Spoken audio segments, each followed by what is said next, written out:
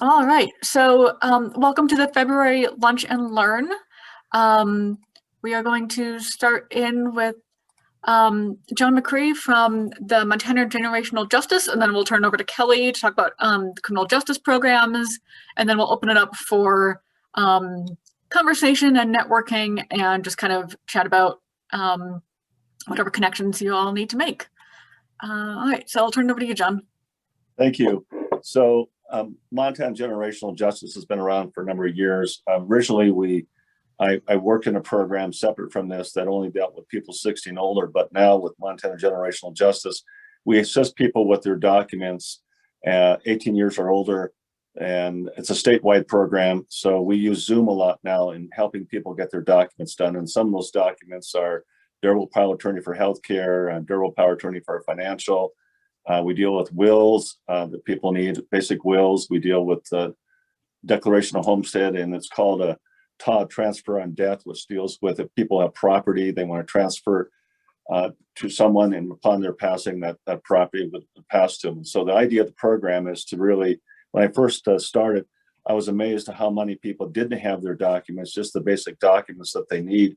So the idea behind the program is that we try to assist people, and we have what we call a modest means of reduced rate, so that we looked at what our advisory committee looked at what people could afford. It's based on your income, and then we have been doing this successfully. But it's something I think that I find a lot of times, and a quick example is someone who ends up in the hospital doesn't have a durable power of attorney for healthcare.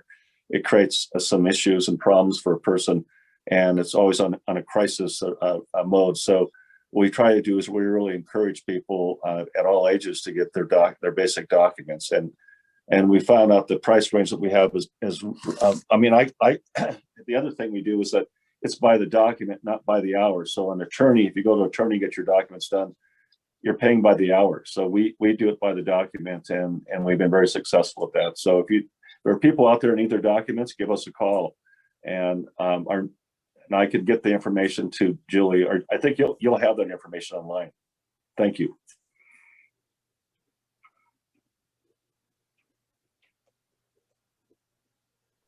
Sorry, I missed. Sorry, my computer was doing stuff. John, did you need me to pull something up? No, I was going to say if I needed to provide you with numbers, I think because we're going to be part of the program that we'll have the numbers there for people if they need to, if they know people, if they have referrals that they want to make to our program. I guess the final thing I want to say is that we're at St. Pete's and helped 30 of their staff, for starters, to get their documents done, because a lot of them in the human service arena seem to we care more about the people than we don't realize that we are the ones that need these documents also. So it's important to have them. So I think, Julie, you'll have the information, my contact information. Yep, absolutely. The Montana Generational Justice will be joining us on Connect shortly, so you'll be able to refer through there. John, is there more you want to share? Should we open it up for questions from the group?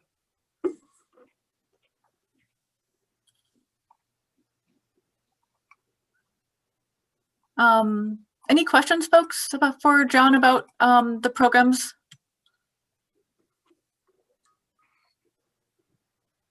I'm sorry, I missed a little bit. Just if we need it, we can go on Connect to find it, though, right? Is that what you guys will?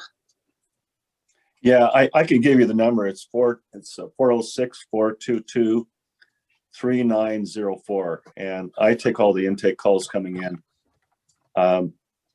We try to set up the schedules so it's based on, and what's what I like about Zoom is that it's based on people's time. So whenever they can fit it in their schedule to do their documents, we usually do.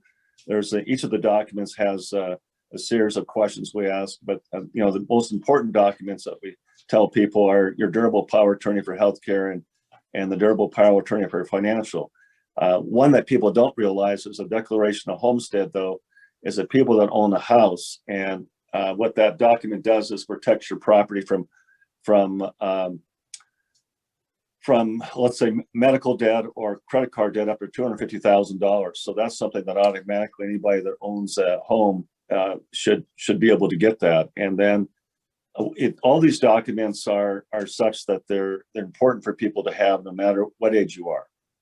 And so some of them apply for, I think the ones that are automatic is people should have is their durable powers of attorney, their will, and then the others are the declaration of homestead or the transfer of the Todd document is something that is, if they had land that they want to transfer over to to whoever they choose to do so, and upon their passing, what the Todd does is avoid going through probate. So there's a lot of good things about each of the tools of these documents, but I know people have kind of put it aside, but we realize that the importance of it is to hopefully encourage people to get their documents done. Did it answer your question? Thank you, it did, yes. Yeah.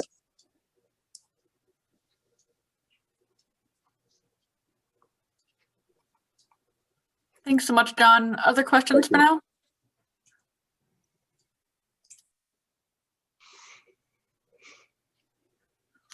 All right, well, you'll all have the contact info from today and also in Connect soon. Thanks so much. And I'll turn it over to Kelly. Hello, everybody. Again, my name is Kelly McBride. I'm the Director of Criminal Justice Services for Lewis and Clark County. We are the newest department. Our department started in December of 2017. It was started with a combination of a grant from the Montana Healthcare Foundation and a voter-approved levy. So not often do voters approve to increase their taxes. This time you all did, those of you in Lewis and Clark County, and for a very good reason. The Criminal Justice Services Department works to address breaking down the silos in our criminal justice system. And really, at the bottom line, it's about criminal justice reform and really ensuring that what we're doing is we're doing it collaboratively and that we're doing it well. So that's kind of the short answer to what we do. Our first endeavor was a pretrial services program. We designed the pretrial services program with the assistance of the state. And what pretrial does is folks are considered pretrial if they have been charged with a crime and they've not yet been to court. So we have a lot of folks who are charged with a crime. They're placed in the detention center. They're considered innocent until they're proven guilty. They're given a huge or, well, to them, a huge cash bond and not able to pay it. So they sit in the detention center for up to 9 months waiting for their court date. That's not good for the individual. It is not good for the community. And the cost is about $130 a day to have somebody stay in our detention center. Again, they haven't been to court, they haven't been found guilty or innocent of their crime. So the pretrial services program was designed as a tool for the judge to use as a form of bond. So instead of saying $1,000 bond, the judge can say and does say, I'm assigning you to the pretrial services program. That allows the individual to be in the community. They work with their pretrial officer, and we have a very holistic approach to working with individuals that are waiting pretrial. We text message everybody with their court dates. It's important that you make it to your court dates. I know I remember to go to my hairdresser when she texts me with my appointment reminder, or the dentist texts me. One of the things we recognized early on is we've got a lot of folks who don't have a cell phone. So we do issue cell phones. They're the little track phones, and we budgeted for that. We got a grant to allow us to do that. We connect individuals with whatever services they might be needing. So whether it's housing, mental health care, medical care, food security, whatever it is that's going to help them be successful while they're waiting for their court date and then after their court date as well. So that was our very first program. Right now we average about 300 people at any given time are in the pretrial services program and working to to make sure that they're doing okay until they get to court, and then after that as well. It was through our pretrial services program, we had an individual who he was found guilty of his misdemeanor charge. He had walked out on a $7 restaurant bill. He was arrested. He was booked into the detention center and assigned to the pretrial services program. One of our officers worked with him during that time, and then when he went to court, he was found guilty, and it's okay because he really was guilty. He had walked out on that $7 charge. He also suffers from schizophrenia, was experiencing homelessness, and diagnosed with a severe disabling mental illness, or SDMI. So the judge, Judge Peterson, she's our municipal court judge here in Helena, and she looked at the fact that 1, he was guilty, 2, he had an SDMI, 3, his fine was going to be about $750, and while he receives Social Security, chances are or were that he would not pay that that fine, and kind of knew that looking back because he had been cycling through the criminal justice system for quite a while. So if she assigned him a fine of $750 and he didn't pay it, a warrant would be issued for his arrest. And the next time he was stopped by law enforcement, the law enforcement officer would see that warrant and be required to arrest this person again, take him into the jail, book him in, and start the process all over again, which wouldn't help the individual, really put a burden on the courts, and just not the right place for this person to be. The other option was, of course, community service. And individuals can do community service in lieu of paying their fine. $10 for every hour of community service work is applied towards that fine. In this person's case, $750 would be applied. That wouldn't work for this person either. One, the idea of scheduling that community service just wouldn't happen. And I'll be really honest, there's not a lot of, I can't think of any nonprofits in town that would have accepted this person to do volunteer work at their organization.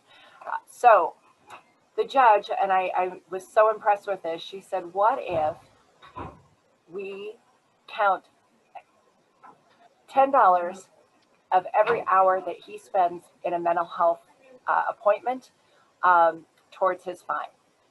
And how would we do that? And to kind of turn to the pretrial folks, well, this isn't pretrial, this is post adjudication, but we worked on it, and one of our pretrial officers are also certified as misdemeanor probation officers. So we thought, okay, let's give it a shot. We worked with this individual, counting $10 of every hour he spent in a mental health appointment. We worked with Center for Mental Health. The judge also allowed him to count hours visiting with our staff as well. During the time that he was in this new program, because now it's become a program, post-adjudication supervision services, or PASS, we were able to identify housing for him, get him moved into that housing. Again, just really that stabilization for the individual. And since that time, we've had 24 people assigned over the last 2 years to the PASS program. So that's a big deal, and it affects our community greatly because it's keeping someone engaged in their mental health services and ensuring that all of those other services that are needed are in place. I will say with our first person, he was typically known to be in the jail probably about every 2 to 3 months, always a misdemeanor or on a warrant. Once he was in our PASS program and we were able to provide him with those services, he went for 13 months without being back in the detention center. So some folks would say, well, he was arrested, so it didn't work. Well, it absolutely worked because we were able to extend that amount of time and then get him back in our program and work with him again. So I want to go for longer than 13 months this next time. But that's the PASS program. Again, it's for folks found guilty of a misdemeanor charge that have a diagnosed mental health disorder. We also created a behavioral health team in our detention center. We have 2 full-time mental health therapists and 1 or behavioral health therapist and 1 behavioral health case manager. They work, the 2 therapists overlap, but they work 7 days a week, 10 hours a day. And then the case manager is in there Monday through Friday, 8 to 5. That allows folks who are in the detention center to have access to mental health services and also those connections to mental health services once they're released from the detention center. Again, about 95, 97% of the people in the detention center are there pre-trial. They've not been found guilty of the charges against them. And it's not a great place to be. So being able to provide those services is imperative for those individuals. So that's our behavioral health team. Our newest program is the MAT Bridges program. MAT stands for Medication Assisted Treatment. That is for opioid use disorders. And the county was successful. We received a $600,000 grant. It's $200,000 a year over 3 years to provide MAT services. But we don't want to just provide a medication assisted treatment to someone while they're in the detention center and then what? So the reason we call it MAT Bridges is we have bridged with our 2 federally qualified health centers, Helena Indian Alliance and Pureview, to provide that ongoing, so we can start medication assisted treatment in the detention center. When that person is released from the detention center, a call is made to whichever federally qualified health center the individual wants to go to. A peer support person from one of those 2 places comes, picks a person up, takes them, gets their appointment set up, and ensures that they continue with the MAT treatment. Medication assisted treatment isn't the end. There has to be additional talk therapy that goes with it, and both Helena Indian Alliance and Pureview provide that as well. So, and if somebody comes into the detention center and is already on a MAT program, we will continue their MAT in the detention center. We are bringing on a licensed addiction counselor mid-April that will help with that process as well. So a very robust program, and really looking at our opioid use epidemic that we have in our community. We want to keep our community safe, and if we can really start that treatment process in the detention center, I think we're doing a great thing. Then we have, so we've got a lot going on. In 3 years, we've really we don't stop. We have an education and reentry coordinator. The education and reentry coordinator is our newest program. It started in January. We have Jocelyn Olson is our coordinator.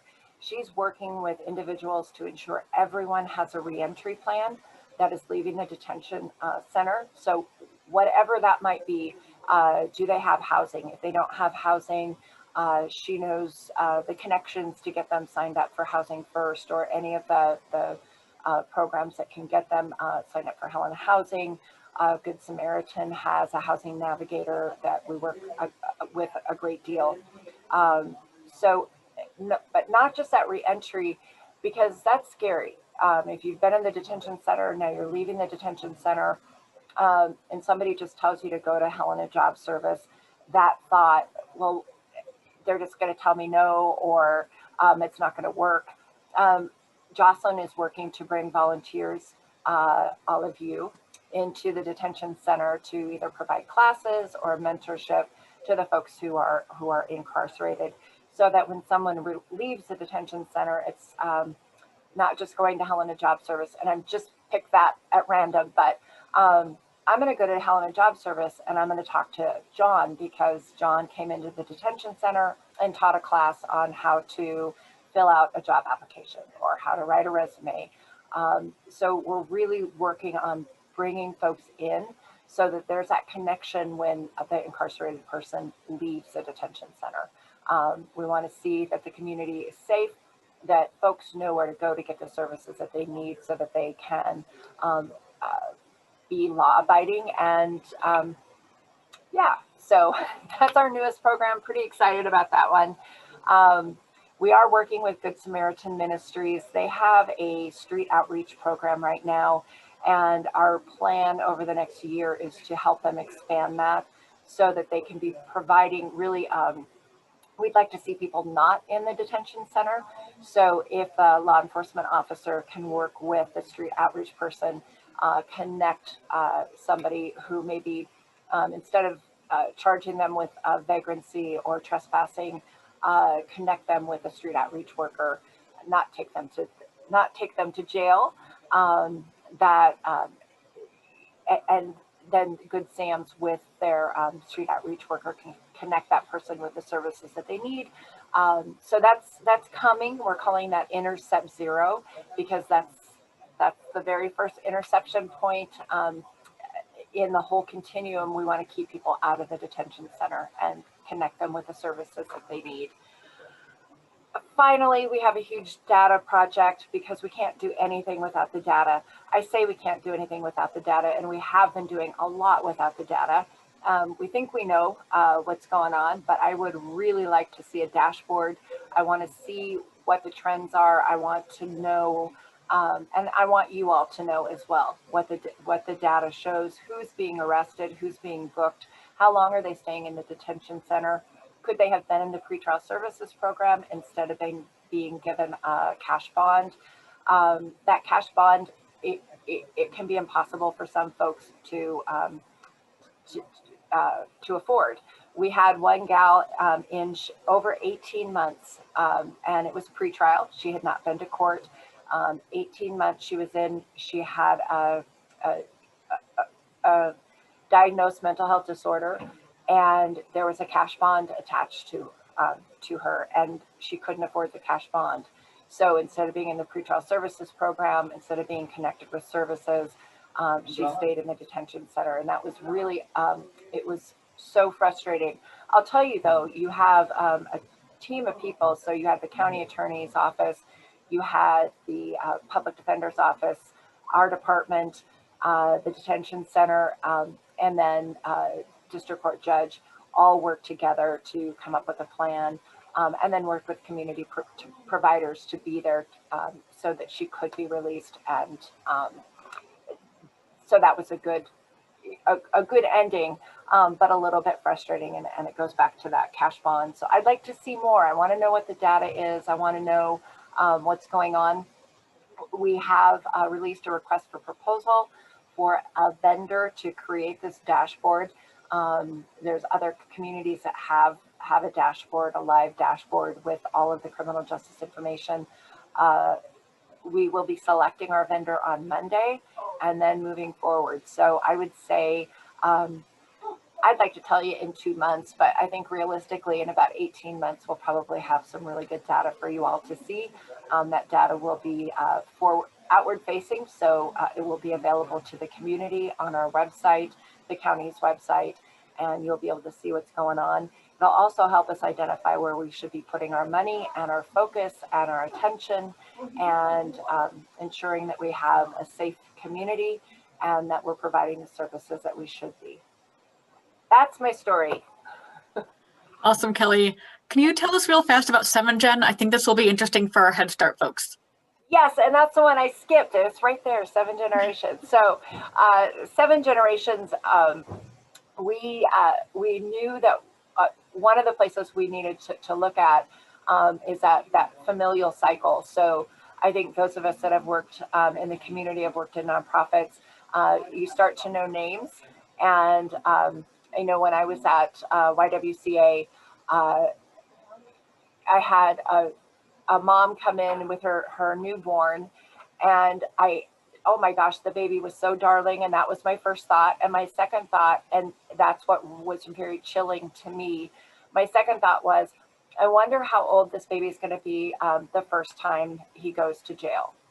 And when I had that thought, I knew something, we had to do something different. How do we stop that? How do we prevent that? How do we make sure that just because a parent is involved in the criminal justice system, that the kiddos don't end up there. So we spent a year doing research. We contracted with United Way and Brandon Green out of Bozeman to research best practices. What is it that we do? And the reality is we need to focus on kiddos age 0 to 3, but not actually the kiddos. We need to concentrate on the caretakers and the parents. So looking at that, we worked with Lewis and Clark County Public Health, specifically Greg Daly, one of their staff members. I think probably you all know Greg. I see some nodding. So Greg developed a program. He calls it 7 generations, because whatever you do to this generation is going to affect, the next 7 generations. He's working with providing circle of security, also connections with whatever it is that the parent is needing, not just the incarcerated parent, but the caretakers out in the community. So connecting with, whether that's mom as the caretaker, or grandma or grandpa, or an aunt, whatever it is, whoever it is, working with the caretakers to ensure that they have that foundation, and using circle of security as a strong foundation, as well as helping the caretaker prepare for the parent to come back. That's a big deal, and I think it's something we don't think about, but dad's in the detention center, he's coming back. How does that feel? What's it going to be like? And how's that going to affect kiddo? Again, looking at 0 to 3, it's not that I don't adore 4-year-olds and 5-year-olds, but we recognize that we need to really intervene before they get to that age. So that's our focus, and we're just really thrilled to have that partnership with public health to make this happen. Thanks, Julie. I'm sorry I forgot. That was my... That's great. Thanks so much. All right, questions for Kelly? Kelly, I just had a question for you. Have you thought about partnering with your local libraries to get those caregivers to bring the little ones to Story Hour? We've created several mentoring mom programs within our Story Hours, where we have great moms who come to Story Hour, and their whole role is just to model good parenting, interacting with the children during Story Hour. Instead of just getting on their phones and sitting in the back, they come, they sit with their kids, they hold them, they point, oh, look, there's a rabbit in this story. And just to show, we let CPS come and do their supervised visitations in our library, and then we try to partner those with our programs so that those parents see what good parenting looks like in action. So they're actually interacting with their kids. Wow, that's pretty amazing. That is beautiful. Yeah, I've not considered that, but I've written it down. That is absolutely beautiful. Kelly, if you go that route, you might talk with Megan Peters, the ECC coordinator, Vista. I'm probably butchering her title. Let me know, I can connect you. She's training folks on the group peer support model for parenting support. Sarah, am I getting this right at all? Okay, great. Yeah, so I think there would be resources out there for parents who would be interested in helping out with that, potentially. I don't want to volunteer people without their permission, of course. Oh, go ahead. Okay. Thank you very much. That's a great idea, Jeannie. I was going to say, Julie, since when do you not volunteer people? Oh, you volunteered to put out the information about Connect. I just asked for your help, and you said, I'll send it out to Billings. Hey, we got friends. Other questions for Kelly, or any other questions for John that came up? Kelly, I have a question. Sure. Is it too late if somebody, like, let's say they're in jail now and they're waiting because they have a bond they couldn't pay. Can you get into the pretrial services now, or is it just for people now going forward? So if someone has a cash bond and they're sitting in the detention center, um, they can always, we can visit with the judge and see if that cash bond can be lifted. When someone their first appearance is either in justice court or municipal court, and that's the judge that sets the bond, whether it be a cash bond or pretrial services is the bond, or a combination of the two. And about 2 weeks later, they go in front of the district court judge, and that district court judge can modify what the bond was set at. And even if the district court judge doesn't modify it and the person continues to sit in the detention center, we oftentimes come up with a plan, present that to the attorneys, and the attorneys submit that to the judge and work to get that that cash bond taken away so that we can get the person into the pretrial services program in the community. I am so, of course, I have just forgotten what state it was, but we just had another state that has eliminated cash bond. It's not eliminated altogether. It's an either or. Either somebody is in with a cash bond or they're out. And that cash bond be very rare. So a lot of states, New Jersey has gone that way. A lot of states are moving towards getting rid of cash bond. And I'll tell you from everything I've seen, and our data I know is going to show it, it's really a poverty-based system. So folks who have access to any kind of money they aren't in the jail. But folks who don't, it's not based on the crime, it's not, or the allegation of the crime, it's based on whether the person has access to money or not, which is pretty frustrating. Anyway, yes, they can be in the pretrial services program as long as they haven't been they haven't been adjudicated, so they haven't been found guilty or innocent. Okay. Is that helpful? Yes. Or did I ramble too much? No, that was good. Thank you. Yeah. So my program, well, I mentioned two of them, but the cancer screening program pays for mammograms and pap tests, basically breast and cervical cancer screenings for women who don't have insurance. And I don't know, or we can help people who do have insurance to navigate the system, like if they had Medicaid or Medicare or something. Is there any, I don't know, is there a way to like just get you some information? I don't know if you have a place for brochures or something, or if it would be useful to talk to, I mean, I don't know that I necessarily want to teach a class, but you were talking about classes and things. I mean, do a little presentation or something for some of the women who might be able to utilize our services. Yes to all of that. Yes, we would love some brochures here at our office. We can provide those to the individuals that are in the pretrial services program, the PASS program. So absolutely. And as far as those folks in the detention center, we can get them that information also. And we would love to have you come in and teach a class or not. Not everybody's comfortable walking into the detention center.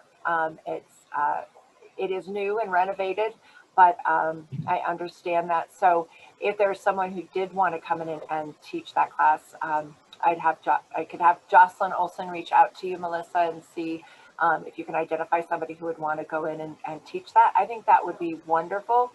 We typically have about 20 women at any given time in our detention center. Oh, okay. So that would be good. And most are of childbearing age.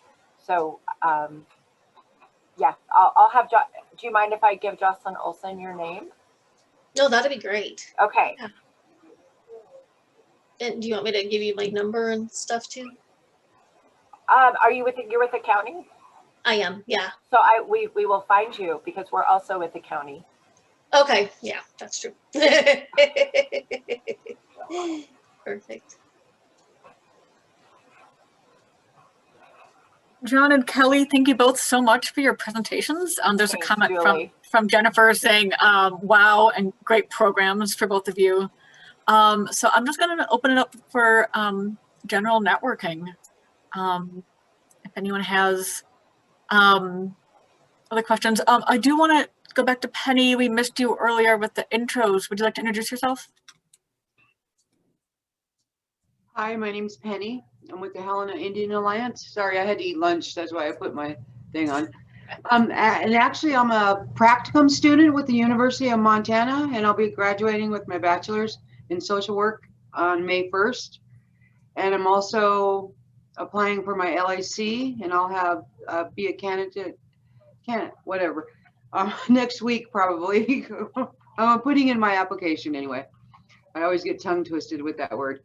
And I'm doing case management right now at the Helena Indian Alliance. So I am familiar with the pretrial services, a little bit of those. And I know Jason is also in with the Bridges program.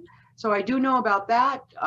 It's nice to hear about the new detention center and that you're taking educational meetings into there. Is that correct? Is that what you're doing? So yeah, Yes. with case management, I'm kind of really interested in the pretrial services. I in particular had a case and she was just back and forth, back and forth, back and forth. And she had a severe mental illness. And so I contacted you guys and I talked to somebody there. And then I know she went back to jail again. And then I have not heard or seen anything that happened with her since. So that's very interesting. And then we do at Indian Alliance, we have a lot of people come in and want documents. You know, I just had somebody come in and want to know about their state ID. But I mean, there's other people that want documents for enrollment.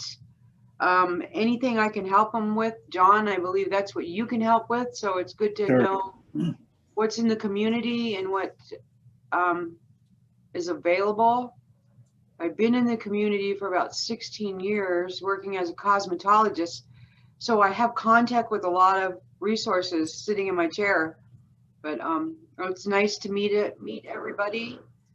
And I'm hoping that I will go far in this new career I'm starting here at the Indian Alliance. So that's all I got.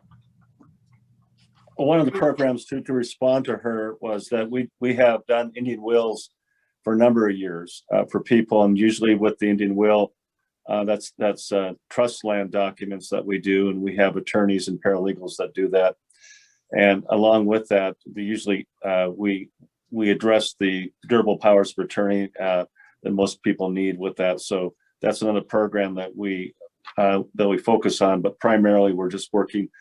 I mean, when we get referrals on Indian wills, we have the intake system that to get all the information we need to be able to complete the will, which is different from a basic will because those are non-trust land issues versus on Indian wills is dealing with trust land. So, and I've been down to your office there, and we worked with people from the feds a couple of times when they were down there working with some of the people that came in that needed information for their land. So it's good to know that you're a resource. Thanks, John. That's good information to have. So I will remember that and put that on my list of resources. Thank you. Great, thanks everyone. And Penny, I'll reach out. We're always trying to make sure all of you guys at HIA know about our public health programs. So I'll be in touch about that, and you can keep adding to your resource list. Okay. I have a question, Julie. Yeah. This is Barb Ryder. Yeah, this has been great. I appreciate what John and Kelly both shared. I just had a question of Kelly about the Department of Criminal Justice Services. Or is that, I know most of the larger counties probably are having that, like Missoula, Lewis and Clark County, Gallatin. Are you aware of any of the smaller counties in Montana that are doing similar programs, or how would that look in counties like Broadwater or Jefferson? You know, or how do we connect with Lewis and Clark on something like that? Because this is fantastic what you explained, that whole process. It's something I've believed in. I'm so glad to hear a lot of people are getting rid of the bonds because it is related to poverty. I was really struck by that and really resonated with that. So thanks, Kelly. And I don't know if you can answer any of that, but appreciate it. No, I appreciate the question. So our district court includes Broadwater County. So we have one of our district court judges oversees Broadwater County. Once a case goes to district court, we work with a lot of folks that are from Broadwater County. And we know the services there. We participate on the Broadwater County Social Services Committee. It's a lot of letters, and I think I got all of those right. So we make sure we stay in touch with those so that we can support folks there. For Jefferson County, I've spoken with the sheriff in Jefferson County, but we don't have any programming there yet. And I say yet because there is always that potential. I think it would be advantageous for all of our communities if we could work together and expand a little bit or share resources. So I'm up for that. Currently, there is not a criminal justice services department in either of those two counties. Yes, Missoula County has one, and yes, Gallatin County has one, but I'll say Great Falls, to my knowledge, does not. Kalispell does not. I don't think Billings does. Billings has a pretrial services program, but it doesn't look anything like ours. Whereas ours was designed specifically to really help that person do that case management, connect them with the services. The Billings program is more about just sending them the text message, which that's how they're working it, and that's great. I just see things a little bit differently. So I'm happy to work with our other counties, our local counties, Barb, and if you wanted to reach out, maybe we could brainstorm a little bit on how that might happen and how that might look. Could you give me your phone number, Kelly? Because that would be good. My next thing is to follow up with you. Yes. So my phone number is 447-8380. Thank you so much. Yeah, thank you. And I do work with the county, the law enforcement in Jefferson County, because I'm also on the Jefferson County DUI task force. Okay. And so I had some conversation, and I think there's some conversation potential for us. Great. You know, so I will give you a buzz. Thank Great. you. Thanks, Barb. Mm-hmm. This has been so fruitful. I'm so glad. Other questions, comments, connections?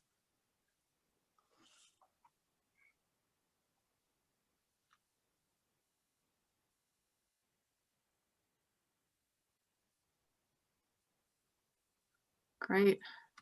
I thought I had a Connect update for you, and I can't remember what it is. We all use just a couple late updates for the last couple of months. If you haven't been in lately, all users will need to sign their own individual memorandum of understanding, which got updated with some language a couple months ago. We changed just a little bit of the wording, no longer saying that you should be using Connect exclusively, because there are lots of other referral systems that do happen. We now have a review and sign option for the release of information, if you haven't seen that. So we have that signed by code for a client to sign the release, which texts that 4-digit signature, the 4-digit code to the client. They'll tell that back to you. That counts as their signature. And now we have a way to email or text them a link that will actually show them the full text of the release that they're signing. And then they can sign it on a web browser on their phone or on a computer.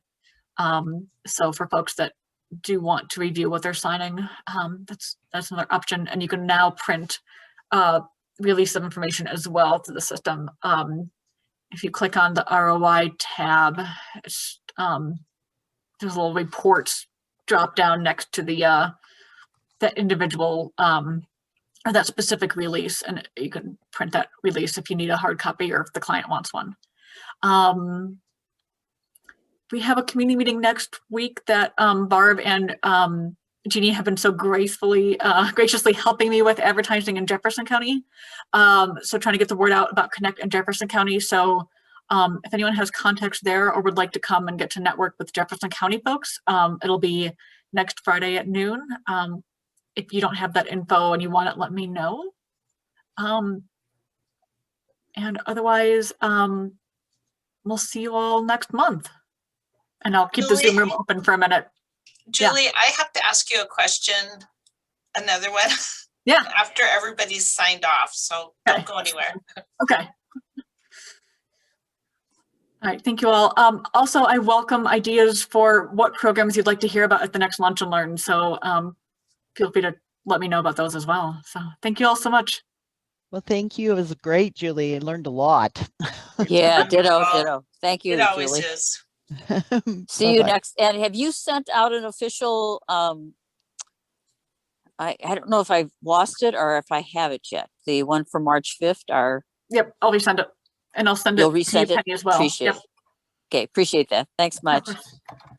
Have a good weekend. Y'all too.